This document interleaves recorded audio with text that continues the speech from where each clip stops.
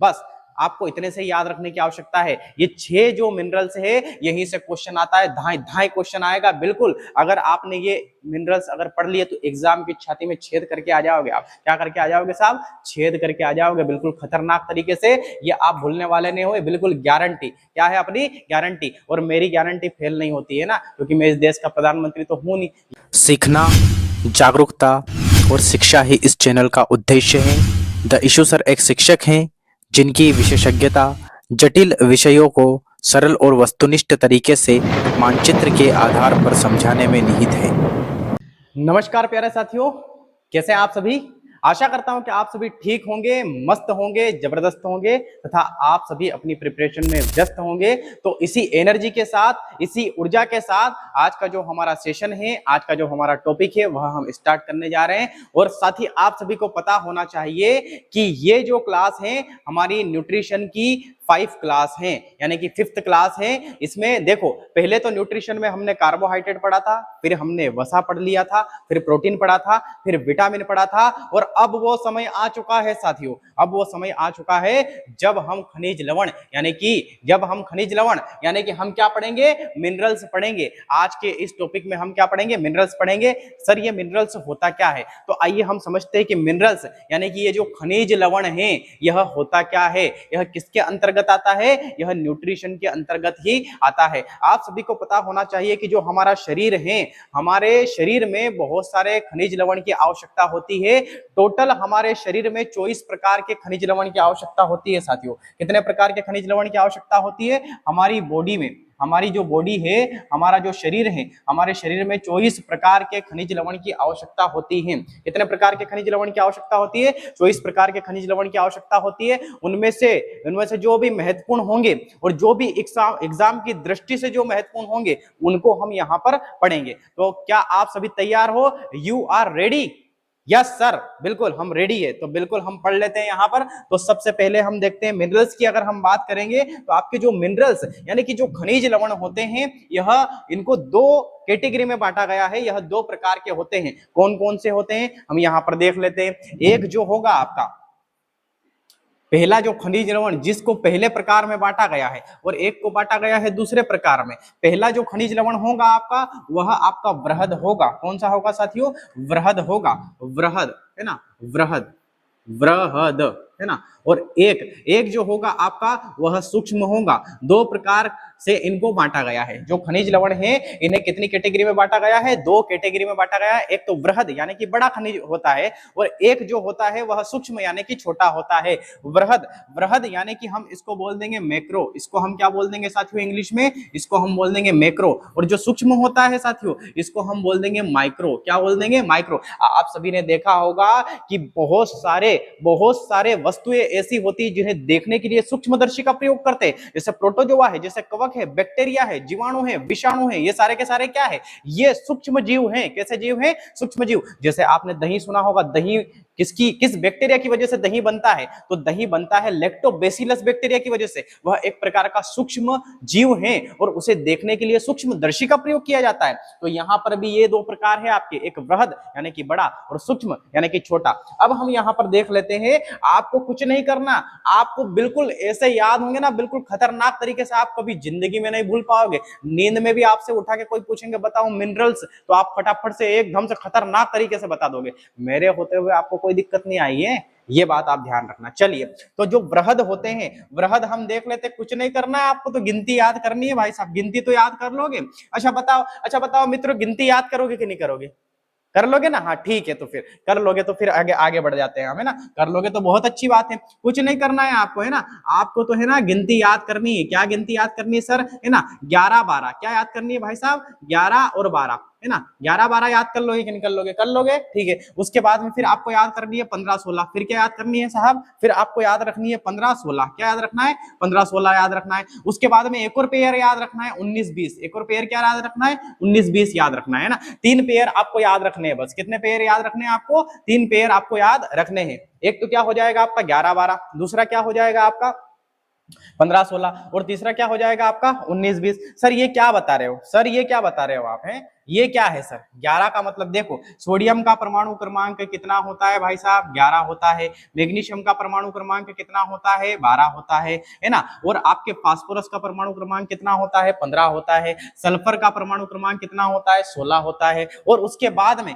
Potassium का परमाणु क्रमांक 19 होता है और कैल्शियम का परमाणु क्रमांक 20 होता है। बस बस आपको इतने से याद रखने की आवश्यकता है। ये 6 जो मिनरल्स है यहीं से क्वेश्चन आता है, धाए धाए क्वेश्चन आएगा बिल्कुल। अगर आपने ये मिनरल्स अगर पढ़ लिए तो एग्जाम की छाती में छेद करके आ जाओगे। आप क्या करके आ जाओगे साहब, छेद करके आ जाओगे बिल्कुल खतरनाक तरीके से।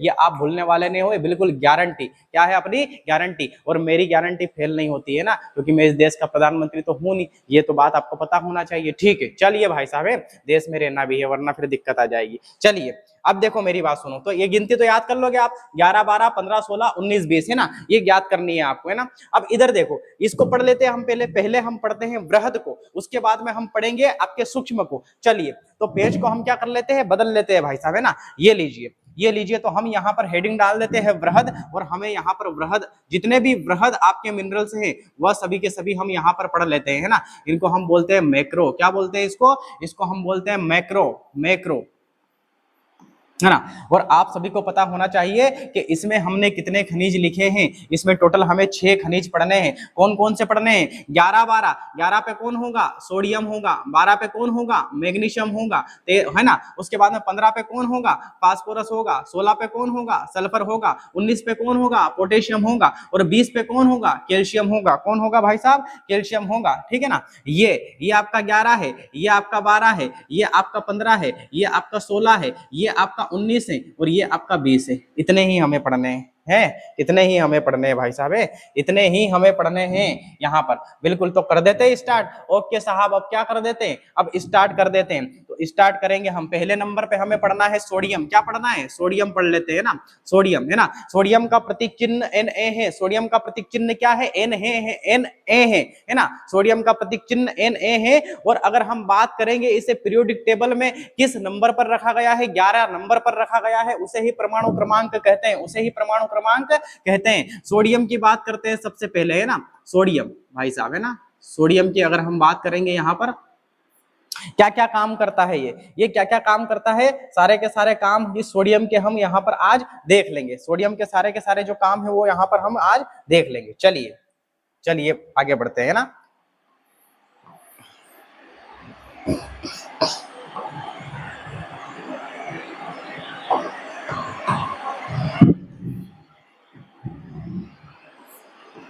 देखो इसमें हमें देखना है कि सोडियम करता क्या है। तो सोडियम जो है हमारे ब्रेन में, हमारे मस्तिष्क में, हमारा जो ये दिमाग है इसमें सिग्नल भेजने का काम करता है। क्या काम करता है, सिग्नल। और सिग्नल को हम हिंदी में बोलेंगे आवेग संचरण। तो ये क्या काम करता है, तो सबसे पहले तो आपको देखना है कि यह जो है ब्रेन में, किसमें भाई साहब, ब्रेन में, ब्रेन में, है ना, ब्रेन में, ब्रेन में, है ना, आवेग संचरण, आवेग संचरण, आवेग संचरण।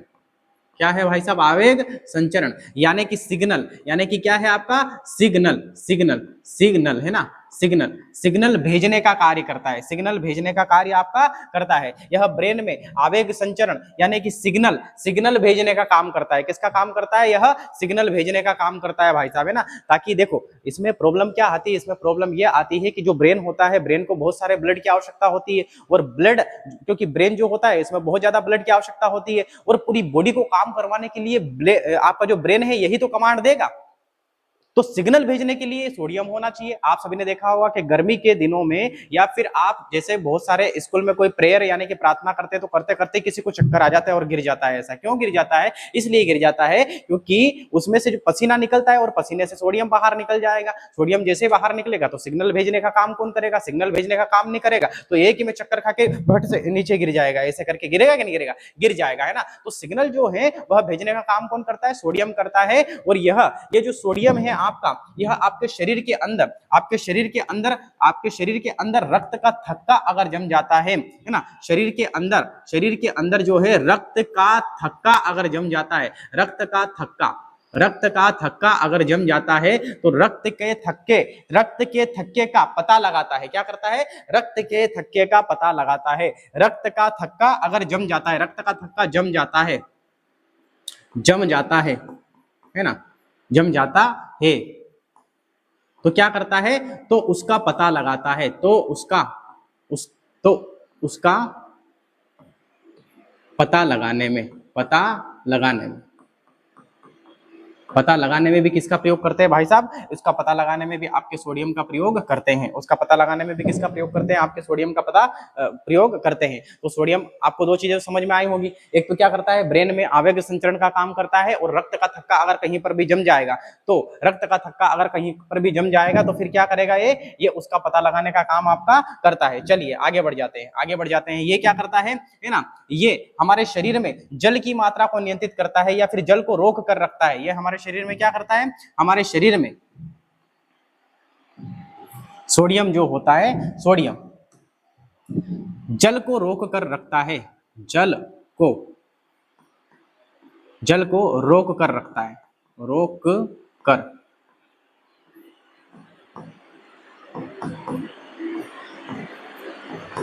कर रखता है। सोडियम क्या करता है? जल को रोक कर रखता है, और यह बीपी की मात्रा को नियंत्रित करता है। यह किसकी मात्रा को नियंत्रित करेगा भाई साहब? यह बीपी की मात्रा को नियंत्रित करेगा। यह बीपी है ना, बीपी किसकी मात्रा को नियंत्रित कर देगा?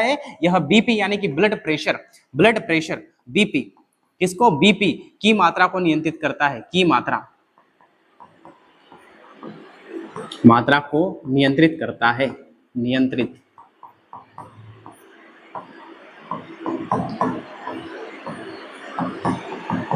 करता है। यह जो है आपके, है ना, बीपी की मात्रा को क्या कर देता है भाई साहब? ये नियंत्रित कर देता है।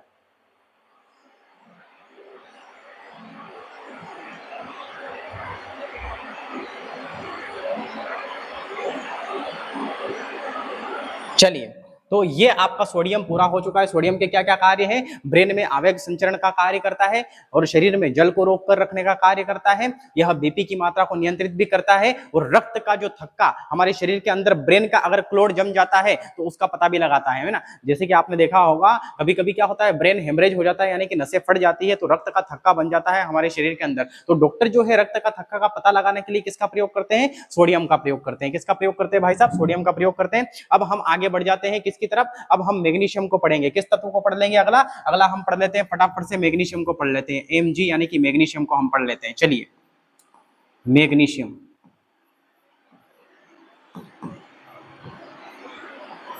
मैग्नीशियम को हम पढ़ लेते हैं। मैग्नीशियम का क्या काम है? मैग्नीशियम को ज्यादा याद नहीं रखना है आपको। मैग्नीशियम को क्या करना है आपको? मैग्नीशियम में आपको एक ही चीज याद रखनी है, बस। क्या रखना है? ये जो है, यह पत्तियों के ऊपर पाया जाता है। आपने देखा होगा कि प्रकाश संश्लेषण की प्रक्रिया होती है, तो पत्तियों पर क्लोरोफिल की वजह से हरा रंग होता है, उसी पर आपका मैग्नीशियम भी पाया जाता है ना। तो ये क्या है? कैमरे की फ्लैश लाइट। एक तो क्या है? कैमरे की फ्लैश लाइट, कैमरे की फ्लैश लाइट तथा पत्तियों पर पाया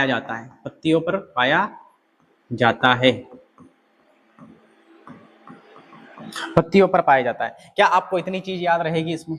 क्या इतनी आपको याद रहेगी? बहुत बार एग्जाम में क्वेश्चन पूछते हैं कि मैग्नीशियम का क्या काम है भैया। तो मैग्नीशियम जो है आपका, वह आपके कैमरे की फ्लैश लाइट, अगर अरे आपने फोटो खिंचवाया कि नहीं, खिसक करके ना, उसकी फ्लैश लाइट जब गिरती है तो उस पर भी आपका मैग्नीशियम तत्व पाया जाता है। और जो पत्तियां होती है, पत्तियों पर भी कौन सा तत्व पाया जाता है? आपका मैग्नीशियम पाया जाता है। अब हम बात करेंगे 15 यानी कि फास्फोरस की। अब हम किसकी बात कर लेते हैं भाई साहब? हम फास्फोरस की बात कर लेते हैं। पी का मतलब क्या होता है? फास्फोरस होता है। फास्फोरस का प्रतीक चिन्ह क्या होता है? पी होता है, फास्फोरस, है ना। फास्फोरस की अगर बात करेंगे तो आपको इसमें ज्यादा याद रखने की आवश्यकता नहीं है। यह हड्डियों एक तो होती है आपकी हड्डियां, है ना, तो हड्डियों और दांतों के निर्माण में, दांतों के निर्माण में सहायक होता है, दांतों के निर्माण में, है ना, दांतों के निर्माण में सहायक होता है ना।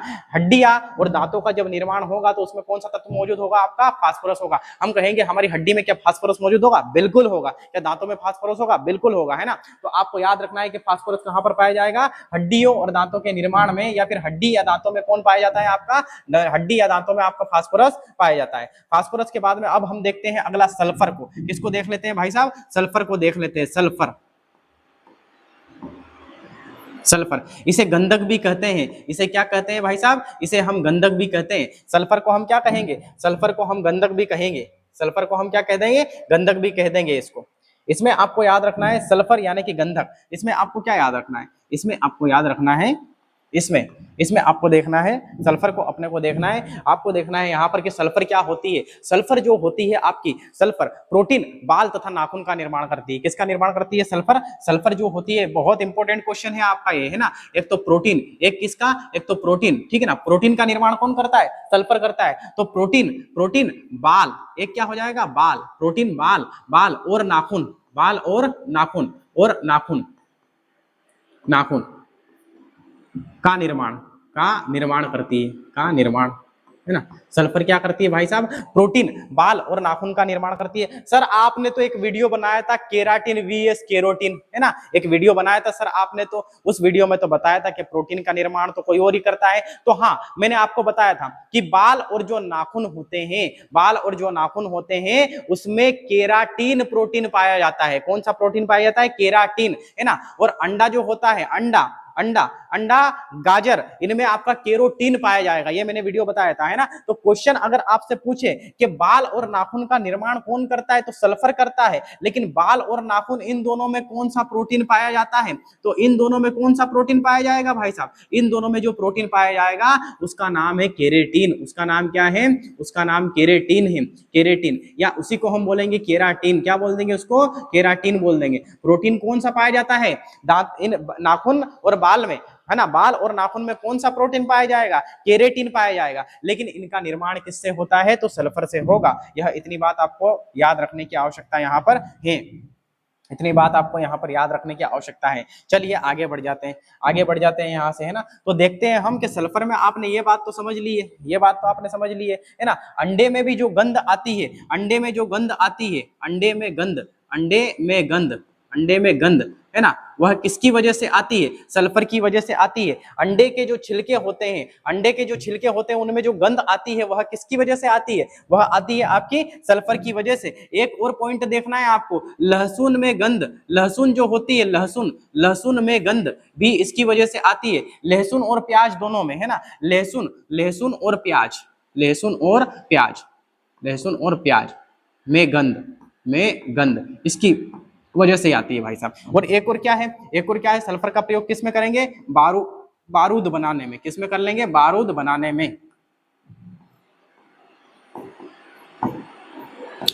बारूद बनाने में, ठीक है ना। सल्फर का हम प्रयोग करते हैं। सल्फर एक प्रकार की गंध है, एक प्रकार की गैस होगी। जहां पर भी बदबू होगी वहां पर सल्फर मौजूद आपकी होगी। गंदी नाली जो होती है उसमें भी क्या मौजूद होगी आपकी? सल्फर। लहसुन में सल्फर, प्याज में सल्फर, अंडे के छिलके में सल्फर। बारूद बनाने के लिए किसका यूज करते हैं? सल्फर। बाल और नाखून, है ना, और प्रोटीन के निर्माण में सल्फर। लेकिन बाल और नाखून में क्या पाया जाता है? कौन सा प्रोटीन पाया जाता है? आपका केरेटिन। ये आपको याद रखना है। क्या करना है आपको? याद रखना है, इसको भूलना नहीं है। तो चलिए आपके 11, 12 और 15, 16 हो गए। अब आ जाएगा किस पर? 19 और 20 पर। किस पर आते हैं भाई साहब? 19 और 20 पर आते हैं। तो बढ़ते हैं आगे, है ना, बिना देरी बिना रुकावट के हम आगे बढ़ जाते हैं। और तो अब हम देखते हैं पोटेशियम को, है ना, पोटेशियम। पोटेशियम की अगर हम बात करते हैं, पोटेशियम का जो प्रतीक चिन्ह होता है वह आपका के होता है। इसे किससे दर्शाते हैं हम? इसे हम जो है के से दर्शाते हैं। किससे दर्शाते हैं भाई साहब? इसे हम के से दर्शाते हैं। और पोटेशियम में आपको क्या याद रखना है? पोटेशियम में आपको याद रखना है कि पोटेशियम जो है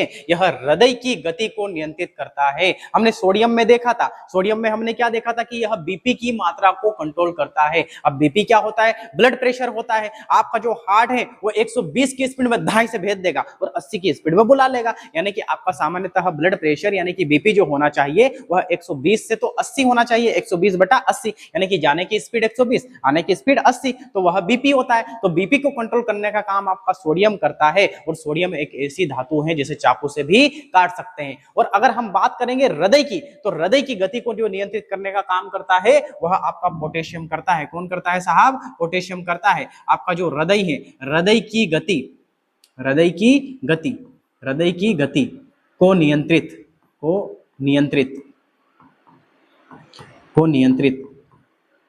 नियंत्रित करता है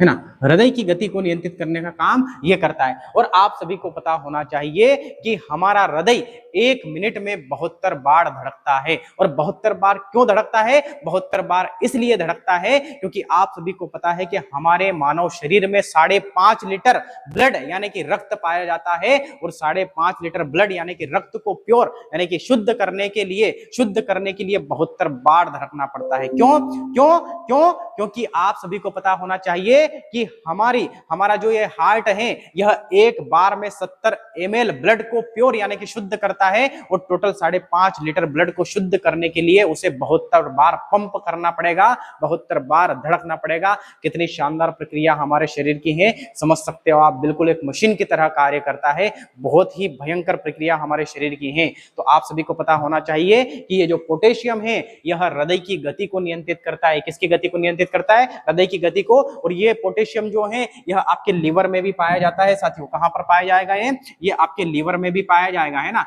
यह आपके लीवर में भी पाया जाता है। अब लीवर में क्यों सर? लीवर का मतलब होता है यकृत। क्या होता है? यकृत। और यकृत यानी कि लीवर। अब लीवर में भी ये पाया जाता है। आप सभी को मैंने बताया था कि लीवर जो होता है उसमें आपका एक तो कॉपर होता है, एक आयरन होता है और एक पोटेशियम होता है। बताया था कि नहीं बताया था आपको मैंने? 19, 20, 29 आपको याद करवाया था मैंने। 19 यानी कि पोटेशियम, 19, उसके बाद में 26, 19 के बाद में 26 और उसके बाद में 29 कॉपर है ना। 19 ये 19 है, ये 26 है और ये कॉपर आपका क्या है? ये 29 है। ऐसे करके मैंने आपको याद करवाया था।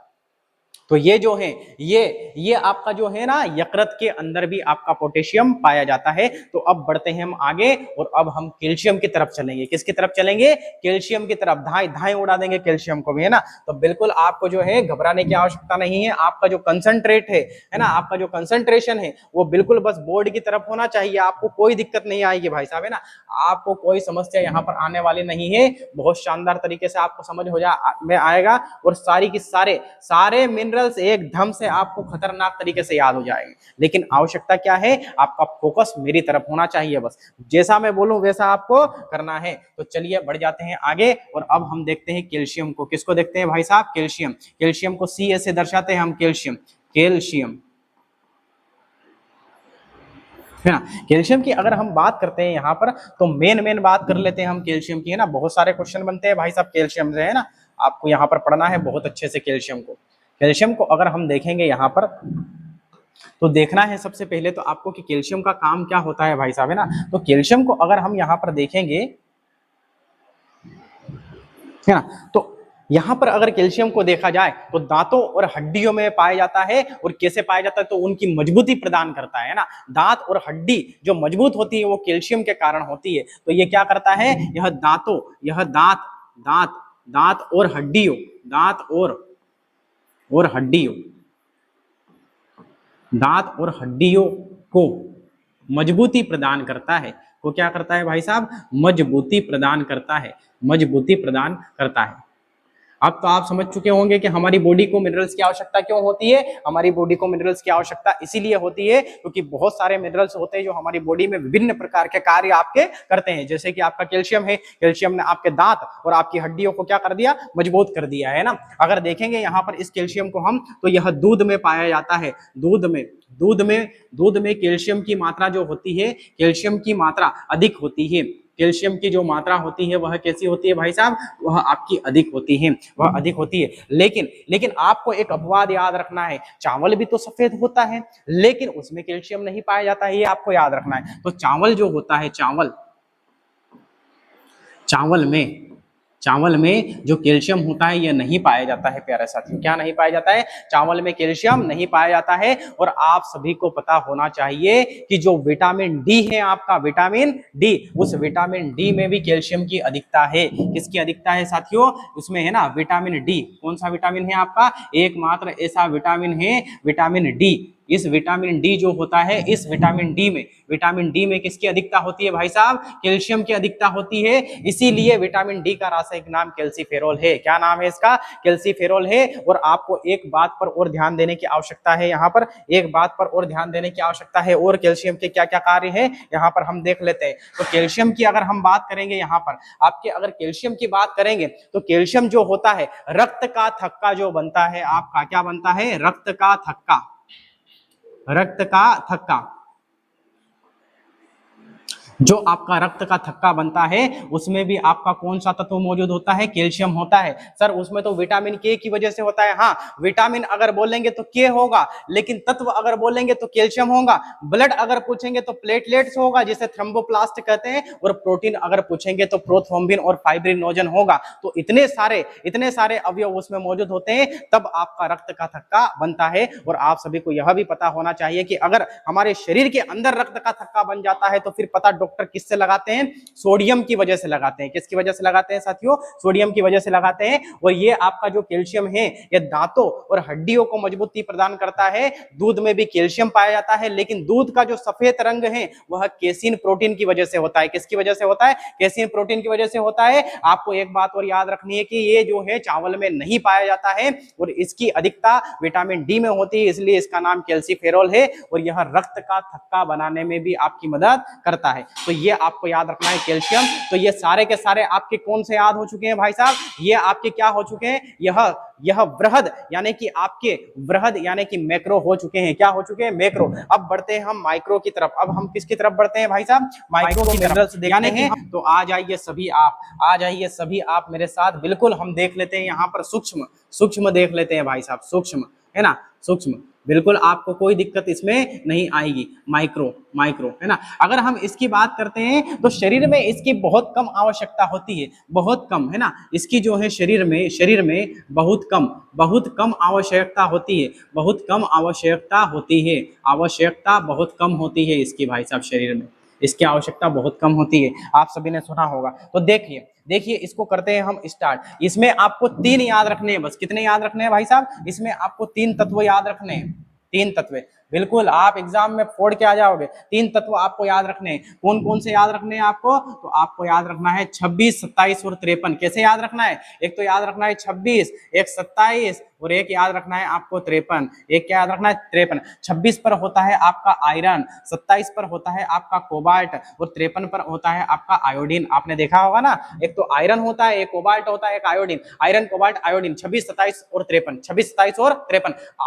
आयरन, कोबाल्ट और आयोडीन। आयरन, कोबाल्ट और आयोडीन। आप सभी को पता होना चाहिए कि एक तो होता है आपका आयरन। क्या होता है ये? इसको क्या बोल देंगे भाई साहब हम? इसको हम बोल देंगे आयरन। ये तो आपका आयरन यानी कि लोहा होगा। ये आपका कोबाल्ट होगा। ये आपका क्या होगा? ये आपका कोबाल्ट होगा। और यह आपका आयोडीन होगा। यह आपका क्या होगा? आयोडीन होगा।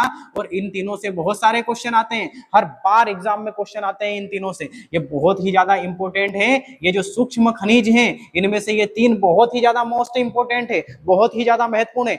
हर बार क्वेश्चन पूछते आयरन की कमी से कौन सा रोग होगा? आयरन की कमी से कौन सा रोग हो जाएगा भाई साहब? आयरन की अगर कमी होगी तो एनीमिया रोग होगा। आयरन की कमी से कौन सा रोग हो जाएगा? एनीमिया हो जाएगा, एनीमिया। कोबाल्ट की कमी से कौन सा रोग होगा? पार्शिनियस अनीमिया। कौन सा रोग होगा? पार्शिनियस अनीमिया। इसमें चमड़ा श्वेत हो जाता है और यह B12 की कमी से होता है। किसकी कमी से होता है? B12 की कमी से होता है। क्यों होता है भाई साहब? क्योंकि विटामिन B12 जो होता है उसमें कोबाल्ट होता है। उसमें क्या होता है? कोबाल्ट होता है।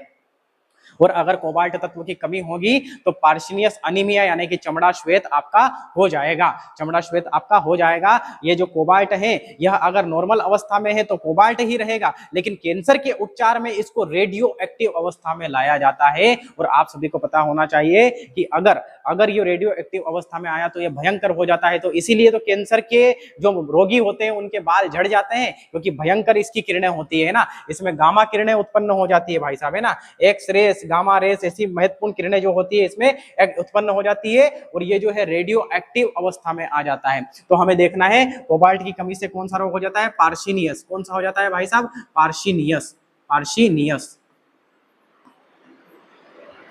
पार्शिनियस अनीमिया।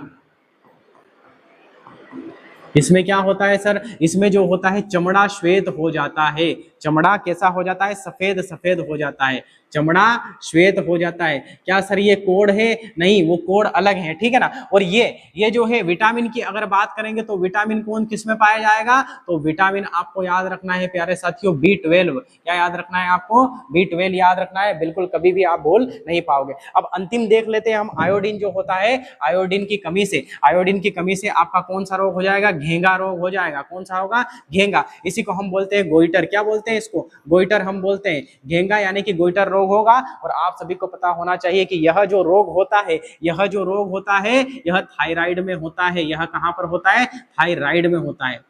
थायराइड, थायराइड जो ग्रंथि है आपकी, थायराइड जो ग्रंथि है आपकी यहाँ पर गले में पाई जाती है, इसमें होता है। इसमें क्या होता है कि पीयूष ग्रंथि जो है इसे इसे इसे बोलती है कि आप थायराइड निकालो, और जब ज्यादा थायराइड हार्मोन निकालेगी तो फिर आयोडीन की कमी होगी, और आयोडीन की कमी होगी तो गले में सूजन आ जाएगा, और जब गले में सूजन हो आ जाएगा आपका, तो रोग कौन सा हो जाएगा, घेंगा हो जाएगा। कौन सा रोग हो जाएगा भाई साहब, घेंगा हो जाएगा। चलिए, तो आपके अपन ने क्या देख लिए, हमने सारे के सारे जो मिनरल्स हैं, जो खनिज लवण है वो देख लिए, 2 प्रकार के होते हैं। वैसे तो हमारे शरीर में 24 प्रकार के खनिज की आवश्यकता होती है, लेकिन ये टोटल कितने प्रकार के होते हैं, 2 प्रकार के होते हैं। एक बृहद यानी कि मैक्रो, एक सूक्ष्म यानी कि माइक्रो होते हैं। बृहद में हमने देखा 11 12 11 12 15 16 19 20 यानी कि sodium, magnesium, phosphorus, sulphur, potassium और कैल्शियम, ये हमने देख लिया है। उसके बाद में मैक्रो यानी कि माइक्रो, माइक्रो यानी कि सूक्ष्म हमने देखा है आपका 26 27 और 53 यानी कि आयरन, कोबाल्ट और आपका आयोडीन। आयरन की कमी से एनीमिया रोग, कोबाल्ट की कमी से पार्शिनियस अनीमिया रोग, और आपका जो लास्ट वाला बचा है आयोडीन,